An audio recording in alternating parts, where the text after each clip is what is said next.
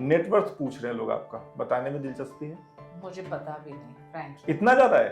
मैं साड़ीज डिजाइन करती हूँ और हम्म। मैं मानती हूँ कि साड़ी एक राष्ट्रीय पोशाक नहीं, एक अंतर्राष्ट्रीय स्तर पे हमको लेके जाना चाहिए, क्योंकि ये सही मायने में भारत का गर्व है। सबसे ज्यादा एक्टिव आपकी सोशल मीडिया पे रहती हैं? आपके मोबाइल में सबसे ज्यादा कौन सा सोशल मीडिया खुलता है? ट्विटर और इंस्टाग्राम। भारतीय जनता पार्टी, ये भारतीय जनता पार्टी का सेंट्रल ऑफिस है दिल्ली में, बहुत ही शानदार आलीशान। इस दफ्तर में आज हम अपना एक मुलाकात करने आए हैं। किसके साथ? शाइना एनसी के साथ। शाइना एनसी जो है वो राजनीति में आने से पहले फैशन डिजाइनर थी। साड़ी बांधने का गजब का हुनर है उनका, वर्ल्ड रिकॉर्ड बना चुकी हैं। शाइना एनसी से मिलते हैं और समझते हैं कि राजनीतिक पार्टियों के जो प्रवक्ता होते हैं, स्पोक्स पर्सन होते हैं, जो टीवी पे दिखते हैं, उनका जीवन कैसा होता है, रूटीन कैसा होता है, वो तैयारी कैसे करते हैं। और शाइना एनसी से वो सवाल भी पूछेंगे जो आप उनके लिए गूगल पर छोड़ते हैं। तो चलिए भारतीय जनता पार्टी के केंद्रीय दफ्तर के अंदर चलते हैं।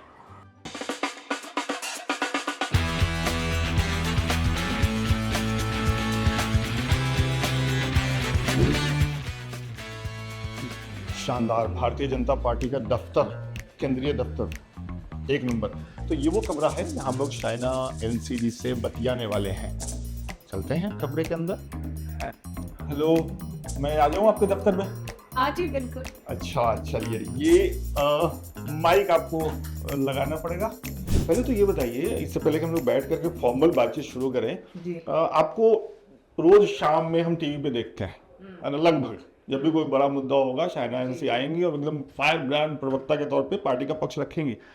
ये दफ्तर है जहां से आप तैयारी करती हैं, रोज किस टीवी पे जाना है, कैसे करना है? देखिए 3 महीने इलेक्शंस के लिए यही दफ्तर से सेंट्रल पार्टी ऑफिस में, लेकिन मैं रहती हूँ मुंबई में, तो इलेक्शन के बाद मुंबई वापस घर वापसी जैसे हम कहते हैं। लेकिन इलेक्शन के दरमियान एक वॉर रूम है, एक बहुत सारे प्रवक्ता हैं जो सोच समझ के बयानबाजी देते हैं, और जब बयान देना है we need to be very cautious because it's the narrative setting.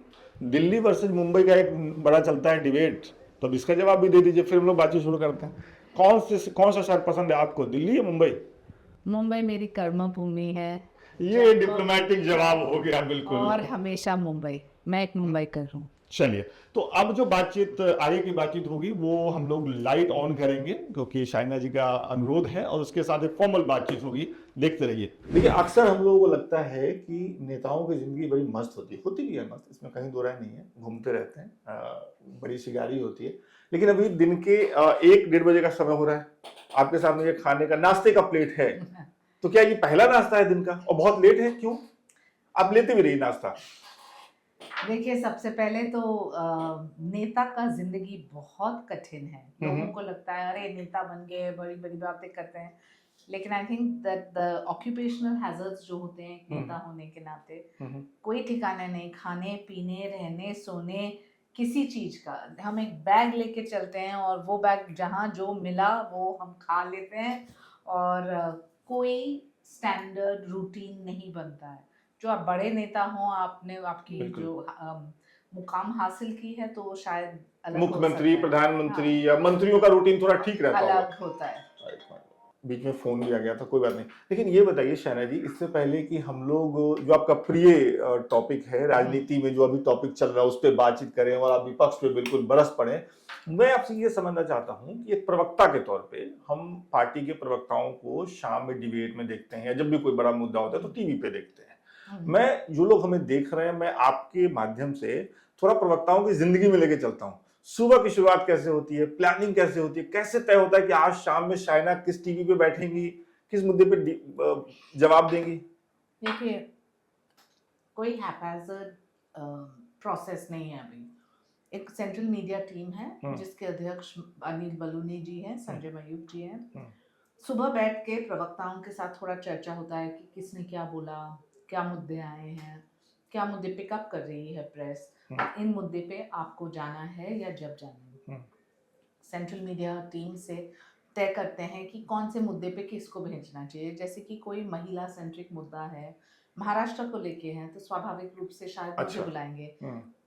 समझ लीजिए अर्थव्यवस्था पे कुछ है तो जीवीएल नरसिम्हा को बुलाएंगे, या फिर कोई इतिहास को लेके एक बहुत ही अभ्यासी मुद्दा है तो बहुत सीनियर प्रवक्ता भी है जैसे सुधांशु त्रिवेदी। जी। और अब पार्टी इतनी बड़ी हो चुकी है, मीडिया चैनल्स इतने बने हैं कि कहीं ना कहीं ये प्रोसेस बहुत अच्छा चलता है, क्योंकि इसके पहले जो आप मेरा इंटरव्यू चाहते हैं तो आप डायरेक्ट फोन करते जी। हैं और हम लोग जाते हैं, उसमें कोई सिनर्जी नहीं है। यहाँ पता चलता है कि कौन क्या कर रहा है, कौन क्या बोल रहा है और क्या है सही पार्टी लाइन। तो ये बात है। अच्छा, अब हम लोग थोड़ा सा इस इंटरव्यू को ले चलते हैं उस तरफ। अभी जब मैं आज आपका इंटरव्यू कर रहा हूँ, हम लोग बातचीत कर रहे हैं, इंटरव्यू तो क्या ही कहें इसको।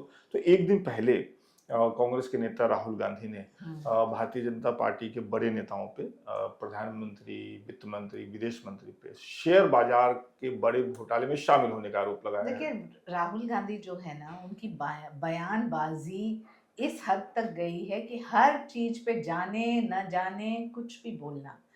आप मुझे बोलिए, स्टॉक मार्केट शायद नीचे गया ये सोच के साथ कि कांग्रेस आ सकती है। जैसे पता चला कि एनडीए की सरकार मोदी 3.0 आ रही है, पूरे करेक्शंस पे आप देखेंगे कि सब चीज स्थिर है। और मैं आपको यकीन से कह सकती हूँ, स्टॉक मार्केट, इंडेक्स और जो वॉलेटिलिटी आपको लगता है कि विपक्ष आए तो हो सकता है, संभव है, लेकिन जहां तक भारतीय जनता पार्टी और एनडीए का सवाल है, सिर्फ स्थिरता स्थिरता आपको दिखेगी आर्थिक दृष्टि से भी। लेकिन शहनाज जी, इस पे जो सवाल उन्होंने उठाया वो सवाल ये था कि आज से पहले कभी भी किसी होम मिनिस्टर ने, वित्त मंत्री ने या विदेश मंत्री ने कभी, शायद मुझे याद नहीं है कि कहा हो कि आप अमुक दिन से अमुक दिन शेयर बाजार में ट्रेड करें या पैसा लगाएं, शेयर मार्केट ऊपर जाने वाला है। सुन लीजिए पूरी बात, क्योंकि उसके लिए तो एक सर्टिफिकेशन की जरूरत पड़ती है। ये जो बोला गया, देखिए बेबुनियादी अफवाहें लगाना कोई भी कर सकता है। मैं बोल सकती हूँ आप एक पत्रकार हो, आप एक भ्रष्ट पत्रकार हो, आपको पता है ये इंटरव्यू के लिए पैसा देते हैं, नहीं ऐसा साबित मत होता बोलिए, है। ऐसा नहीं हुआ है। ना नहीं हुआ है, लेकिन कहने का तात्पर्य ये है कि कोई भी बयान दे तो किस परिप्रेक्ष्य में दे रहे हैं। और पीयूष गोयल जी ने कल प्रेस कॉन्फ्रेंस लेके बिल्कुल स्पष्टीकरण भी दी है। अच्छा, महाराष्ट्र चलते हैं। लोकसभा चुनाव में जो परफॉर्मेंस रहा भारतीय जनता पार्टी का, या जो भारतीय जनता पार्टी लीड गठबंधन है, वो पिछले चुनाव से जैसा नहीं रहा, अच्छा नहीं रहा, सीधे शब्दों में कहें तो। हाँ। क्या नतीजे जो आए हैं उसको लेकर क्या मंथन चला, क्या कुछ तय हुआ? देवेंद्र फडणवीस जी ने इस्तीफे की पेशकश की है। भारतीय जनता पार्टी की एक विशेषता है, हम हारे तो हम हार को स्वीकार करके शुरुआत करते हैं काम के तुरंत, और फिर इंट्रोस्पेक्शन करके उसी रफ्तार से हम करेक्टिव मेजर्स लेते हैं। ये एक विशेषता है भारतीय जनता पार्टी की। आपको एक उदाहरण देती हूँ। ये इलेक्शन में कहा गया कि दक्षिण में भारतीय जनता पार्टी का कोई प्रेजेंस नहीं है। आप तेलंगाना लीजिए, आंध्रा लीजिए, तमिलनाडु लीजिए, कर्नाटका लीजिए, देखिए वोट शेयर कैसे बढ़ा है। ओडिशा में आप देखिए कि हमारी पार्टी की सत्ता आई है जी।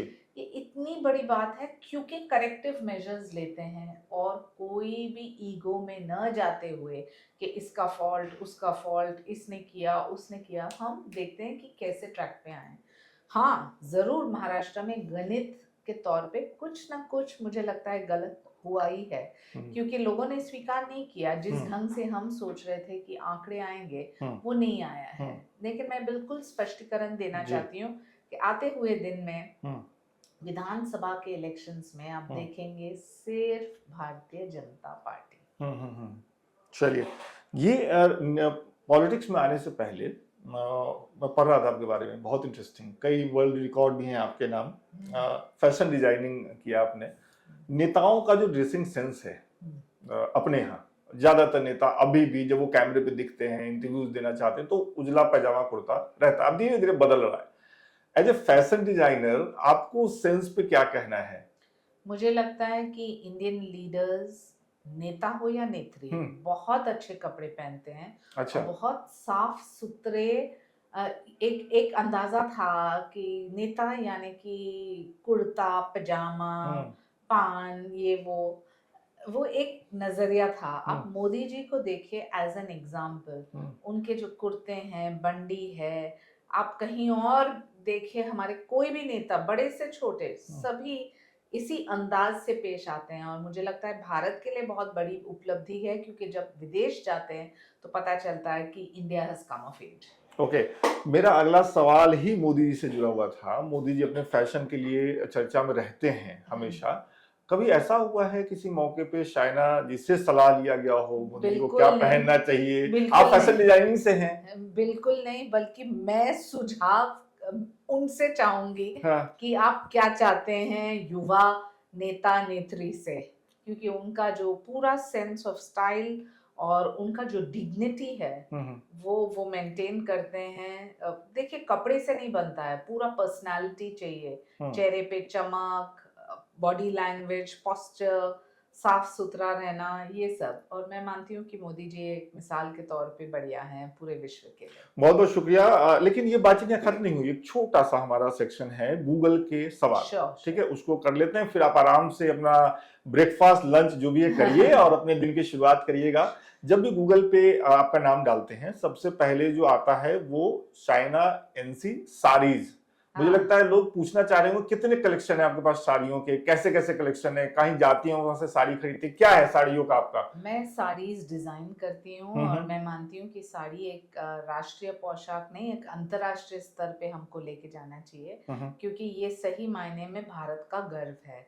तो मैं साड़ी को 55 स्टाइल से ड्रेप करती हूँ और मैं यही प्रयास करती हूँ कि लोग ज्यादा से ज्यादा साड़ी पहने, ना सिर्फ ओकेजन्स के लिए लेकिन प्रमोट करे, क्योंकि भारतीय 6 गज भारतीय है और 6 गज जिस रफ्तार से मैं ड्रेप करती हूँ उससे एक मोटी महिला भी सुंदर लग सकती है और एक पतली दुबली भी बहुत अच्छी लग सकती है। आपने कुछ वर्ल्ड सेलिब्रिटीज को भी, अगर मैं गलत नहीं हूँ तो, साड़ी पहनाया है। किसी के साथ साड़ी पहनाने का कोई दिलचस्प किस्सा, अनुभव जो आप शेयर करना चाहें? बहुत सारे। मैंने जैसे एक आध जो आपको लगता है कि मैंने जब लंदन में एक लड़की थी, वो एक इंटरनेशनल सेलिब्रिटी थी, और उन्होंने साड़ी पहली बार पहना और जिस रफ्तार से मैंने ड्रेप किया, वो बोली ये क्या हो रहा है, तो मैंने बोला और फिर उन्होंने सीखा मुझसे और उनके स्पेशल ओकेजन्स के लिए वो साड़ी पहनते हैं। तो जब हमारे जो स्टार्स हैं वो ऑस्कर्स और कान्स और सब जगह जाते हैं, मैं यही बोलती हूँ कि आप साड़ी पहनो, अपना पोशाक, भारत का पोशाक दिखाइए, बिकॉज ये एक इंटरनेशनल कॉस्ट्यूम बनना चाहिए and an option to the cocktail gown. दिलचस्प। लोग आपको सर्च कर रहे हैं लिंक्डइन को लेकर के भी, अब लिंक्डइन पे हैं? हाँ बिल्कुल। तो वहां क्यों है? मतलब आपके लिए करियर के लिए है लिंक्डइन, क्या है, कैसे? लिंक्डइन पे तो लोग जॉब ढूंढते हैं, हम जैसे लोग तो जॉब ढूंढते हैं, करियर ऑप्शन देखते हैं। कि मेरे सोशल मीडिया टीम ने सिर्फ सजेस्ट किया और मैंने माना, मैं ज्यादा इंटरफेयर नहीं करती। सबसे ज्यादा एक्टिव आपकी सोशल मीडिया पे रहती हैं? आपके मोबाइल में सबसे ज्यादा कौन सा सोशल मीडिया खुलता है? ट्विटर और इंस्टाग्राम। ओके। नेटवर्थ पूछ रहे हैं लोग, आपका बताने में दिलचस्पी है? मुझे पता भी नहीं, फ्रैंकली। इतना ज्यादा है? नहीं। हाँ, मुझे पता ही नहीं, मैं क्रिएटिव दुनिया से आती हूँ, तो आप वो सब मुझे पूछ सकते हैं, ये फाइनेंस के बारे में मुझे एबीसी नहीं पता। अच्छा, एक आखिरी सवाल जो लोग आपसे पूछ रहे हैं कि अगर आपसे कोई कांटेक्ट करना चाहे, वैसे मैं सीधा पूछूं तो लोग आपका मोबाइल नंबर पूछ रहे हैं। हाँ। मुझे नहीं लगता कि वो है, लेकिन अगर आपसे कोई कांटेक्ट करना चाहे, मान लीजिए कि फैशन डिजाइनिंग से जुड़ा हुआ कोई लड़का या लड़की, shainanc@gmail.com ये आपका मेल आईडी है, इस पर कोई मेल करेगा तो आप, और shaina munot MUNOT@gmail.com इस पे अगर करेगा तो आपसे संपर्क हो जाएगा। बहुत बहुत शुक्रिया अपने व्यस्त समय से हमें मतलब शेड्यूल से समय निकाल के देने के लिए। आप आराम से अपना दिन बिताइए। धन्यवाद। और आप देखते जाइए हमारे मोदी जी। हाँ, अभी हम लोग जब बातचीत कर रहे थे 3.0 के लिए, क्या अभी मीटिंग चल रही है, उसके भाषण दे रहे हैं वो। चलिए, बहुत बहुत शुक्रिया। All the best. बातचीत कैसी लगी कमेंट करके बताइएगा।